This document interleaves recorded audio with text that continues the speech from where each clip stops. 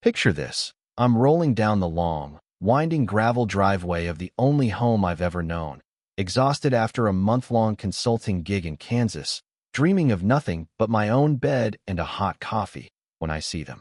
Massive, ugly foreclosure signs hammered right into the soil of my 42-acre ranch, sheriff's cruisers flashing their lights like a disco in hell, and confused neighbors filming the whole spectacle with their phones held high. And there, standing in the center of the chaos like a general inspecting the troops, was Patricia "Patty" Sterling, the president of the Silver Creek Estates HOA, clutching her leather binder like it was the Holy Bible, directing a towing crew to winch my grandfather's vintage Chevy onto a flatbed. The smell of diesel fumes was choking the fresh morning air, mixing with the metallic taste of panic rising in my throat as I slammed my rental car into park and stumbled out onto the gravel, my boots crunching on the ground that has been in my family for 3 generations. "What do you think you're doing?" I shouted, my voice cracking. But Patricia just turned to me with that sickly sweet, plastic smile she wears like a mask, the kind that doesn't reach her cold, calculating eyes, and said, "We're auctioning off the assets to cover your debts, Caleb. You really should have checked your email." I'm Caleb Vance, 52 years old, a soil scientist, and the third Vance to work this land since 1945, when my grandpa Silas bought these acres with money he saved from working the steel mills, building the farmhouse by hand, board by weathered board. I travel a lot for work, testing soil samples and advising on crop rotations across the Midwest, a job that keeps the lights on and the fences mended, but my heart is always here, rooted in this dirt.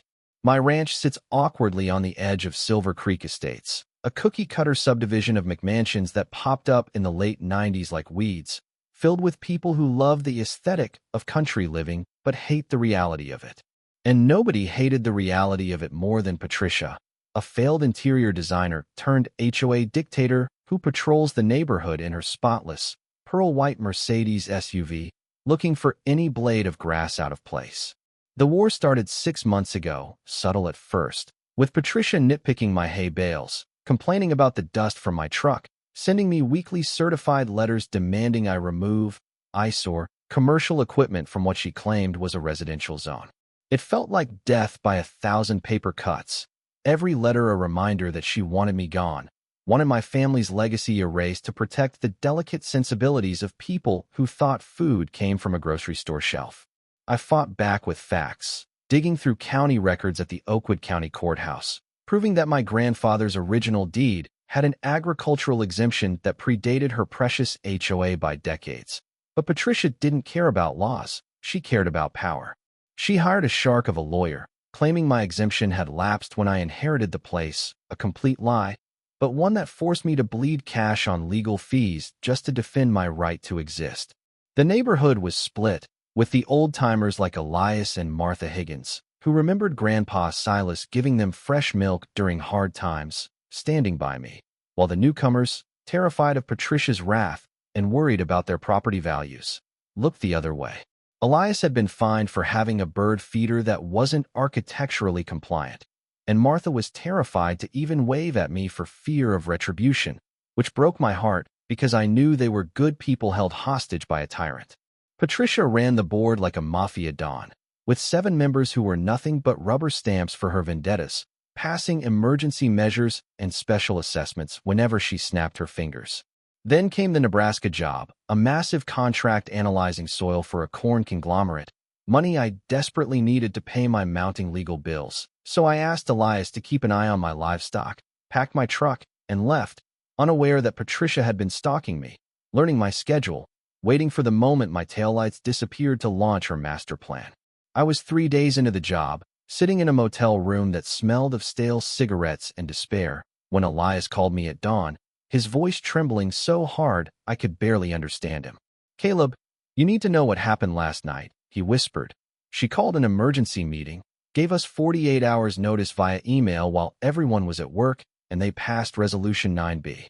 I felt the blood drain from my face as he explained that Patricia had rammed through a $12,000 lien against my property for chronic livestock neglect and hazardous landscaping, using photos she'd taken, photos that were manipulated, cropped to make my automatic water troughs look dry and my fences look broken.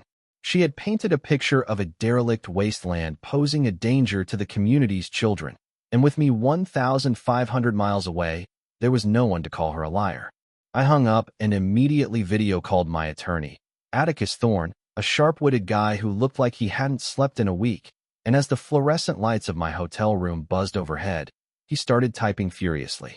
"This is a procedural nightmare, Caleb," he muttered.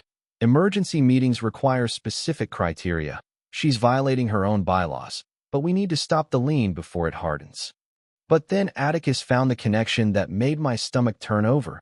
Patricia's nephew, a slick real estate developer named Gavin Price, ran Summit View Management, the very company that had been cold calling me for months trying to buy my land for pennies on the dollar.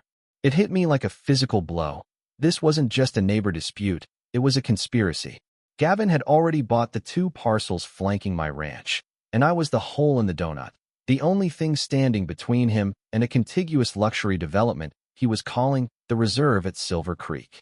Patricia wasn't protecting property values. She was acting as a demolition crew for her nephew's empire, trying to force me into foreclosure so they could steal my grandfather's legacy for the price of a used car. The pressure cooker exploded when anonymous flyers started appearing in mailboxes, detailing my violations and warning that my abandoned ranch was bringing down the whole neighborhood, a psychological warfare campaign designed to isolate me completely. Patricia retaliated against my few supporters, slapping Elias with fines for unauthorized outdoor storage because he left his garden hose out, and sending Martha a cease and desist for her vegetable garden, punishing them for their loyalty to me. I sat in that hotel room, watching my savings account drain away as Atticus filed injunctions, feeling helpless as Patricia hired a high-priced firm, Blackwood and Stone, to drown us in paperwork, claiming my barn was a structural hazard. Every day I stayed in Kansas was costing me money I didn't have, but returning early would play right in her narrative that I was unstable and unable to hold down a job. So I was trapped, burning through my life savings while she circled my home like a vulture. Then Elias called with the news that shattered me. "Patricia has been at your property line every night with a professional camera crew. Caleb, she's documenting peeling paint, rusted hinges, anything she can use to claim the property is blighted." It wasn't just harassment anymore. It was a systematic dismantling of my life, a cold, calculated business moved to erase Grandpa Silas's history and pave it over with concrete and greed. I realized then that this wasn't a battle I could win with defense, because they had the money, the lawyers, and the time, while I was just a guy with a truck and a dying bank account. But as I stared out at the endless cornfields, feeling the weight of the injustice crushing my chest, I remembered who I was, whose blood ran in my veins, and I realized that Patricia had made one critical mistake. She thought she was fighting a lonely, broke farmer who would fold under pressure, but she didn't know she was fighting a man who had nothing left to lose, and that's when I decided to stop being the victim. The realization that Patricia and Gavin were conspiring to steal my land ignited a fire in my gut that burned hotter than the Kansas sun, turning my fear into a cold, hard resolve. I cut my trip short, ignoring the financial hit, and drove 18 hours straight, fueled by gas station coffee and rage, my knuckles white on the steering wheel as Atticus called with terrifying news. "Patricia filed a report with Oakwood Animal Control, claiming you've abandoned your cattle, Caleb. They're coming to inspect tomorrow." I arrived at the Vance homestead just as the sun was bleeding over the horizon, my eyes gritty with fatigue, but everything was perfect. My automated feeders were humming, the water was clear, and the cattle were grazing peacefully, unaware that they were pawns in a corporate game. Officer Miller from Animal Control was a straight shooter, a no-nonsense guy who walked every inch of my pastures with me, checking vet records and feed logs, scratching his head as he looked around. "I gotta be honest, Mr. Vance," he said, tipping his cap. "This is the 4th anonymous complaint we've had this month, and every time, your operation is cleaner than most commercial farms I inspect. Someone is weaponizing my department." That sentence hung in the air like smoke. While I was fighting the legal battle, Patricia had opened a multi-front war, using every municipal agency she could dial to grind me down. That night, reviewing my security footage, I saw them. Tire tracks cutting deep into my back pasture and a suspicious bracket mount left on a fence post, still warm from the sun, aimed directly at my barn. I followed the tracks and realized Patricia hadn't just been watching from the road. She had been trespassing, driving her luxury SUV onto my land to plant cameras, spying on me like I was a criminal in my own home. I upgraded my system that very night, hiding high-definition cameras in the trees, hands shaking not from fear, but from the adrenaline of knowing I was finally going to catch her. And catch her I did, but not before the financial news tightened. My mortgage lender, First National Bank, called to say they were freezing my line of credit due to concerns over declining property value triggered by an external audit sent to them by, you guessed it, the Silver Creek Estates HOA. Patricia was poisoning my financial lifeline, trying to trigger a foreclosure before I could even get a court date.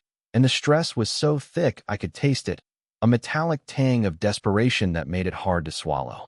Elias told me she was telling neighbors I was a drug runner, that I was turning the ranch into a commune. Wild lies that stuck because people love a scandal more than they love the truth.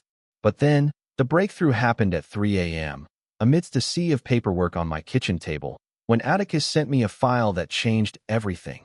Emails between Patricia and Gavin Price that they thought were deleted, recovered during discovery.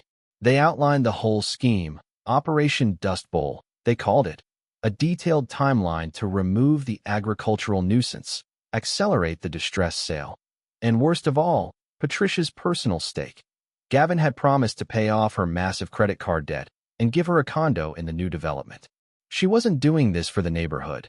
She was doing it because she was broke and desperate, a cornered animal lashing out. We found the smoking gun in the county archives, a document so old the paper was yellowed and brittle. The original 1980s incorporation papers for Silver Creek Estates. Atticus's voice on the phone was trembling with excitement. Caleb, are you sitting down? The HOA never filed the mandatory agricultural impact statement when they incorporated. Under state law, their authority over any pre-existing agricultural land is null and void. They don't just lack jurisdiction over you. They might be an illegal entity entirely. I sat there, the room spinning, realizing that for months I had been terrified of a paper tiger, a fraudulent organization that had been bullying families for decades without the legal right to exist. We decided to lay a trap, a sting operation to end all sting operations. I publicly announced I was leaving for another month-long job in Colorado, loading my truck in broad daylight while Patricia's spies watched, but I only drove to a Motel 6 2 towns over. Elias became my eyes and ears, and sure enough, the moment they thought I was gone, the vultures descended. My hidden cameras captured Patricia and two hired goons from Gavin's construction crew breaking my gate lock with bolt cutters, driving onto my land to inspect for hazards. Watching on my laptop from the motel room, I saw Patricia actually kick over a water trough and then photograph it, manufacturing the neglect she needed for the court. Then, she did the unthinkable. She approached Elias, who was mending a fence near the property line, and I listened through the wire Atticus had convinced him to wear. "Just tell the inspector you haven't seen Caleb in weeks," she purred, pulling a thick envelope from her purse. "There's $5,000 cash in here for your trouble, Elias. Think of what you could do with that." Elias, bless his stubborn heart, looked her dead in the eye and said, "Mrs. Sterling, my integrity ain't for sale, and Caleb's cattle are healthier than your soul." The look of panic on her face was worth every penny of debt I was in. But she didn't stop there. She filed an emergency motion for abandonment and immediate seizure, scheduling a hearing in 24 hours, thinking I was halfway to the Rockies. She walked into that courtroom the next day wearing a suit that cost more than my truck, flanked by Gavin's high-priced legal team, looking every bit the victor, ready to auction off my life. I waited in the hallway, heart hammering against my ribs like a trapped bird, clutching the flash drive that held her destruction. When the bailiff opened the doors and I walked in, the color drained from Patricia's face so fast she looked like a ghost. The air in the courtroom shifted instantly, the electric crackle of a storm about to break. She thought she was the hunter, closing in on the kill, but she had no idea she had walked directly into the sights of a man armed with the truth, and I was about to pull the trigger. The courtroom was packed, standing room only, buzzing with a nervous energy that felt like static electricity on your skin, filled with neighbors who had been whispered to by Martha, eager to see the showdown between the crazy rancher and the HOA queen. Patricia sat at the plaintiff's table, her hands trembling slightly as she smoothed her skirt, refusing to make eye contact with me, while Gavin Price sat behind her, tapping furiously on his phone, beads of sweat glistening on his forehead despite the aggressive air conditioning. Judge Hawthorne, a stern woman with eyes that missed nothing, peered over her glasses and asked, "Mr. Vance, I see you've returned from Colorado." "I never went to Colorado, Your Honor," I said, my voice steady, echoing off the mahogany walls. I was waiting for the truth to catch up to the lies. Atticus stood up, looking like a wizard about to cast a spell, and said, "Your Honor, before we address the motion for seizure, we must address a matter of criminal fraud, perjury, and conspiracy." He plugged in his laptop, and the large screens on the walls flickered to life. The room gasped in unison as the video played. Patricia using bolt cutters on my gate, Patricia kicking over the water trough, and then the audio recording of her trying to bribe Elias. The sound of her voice offering cash for lies filled the silence, stripping away her mask of respectability layer by ugly layer. Patricia shrank in her seat, looking small and withered, while her lawyer tried to object, stammering about illegal recording. But Judge Hawthorne silenced him with a bang of her gavel that sounded like a gunshot. "Sit down, counselor," she barked, "or I'll hold you in contempt." Then Atticus dropped the nuclear bomb, the 1980s incorporation documents.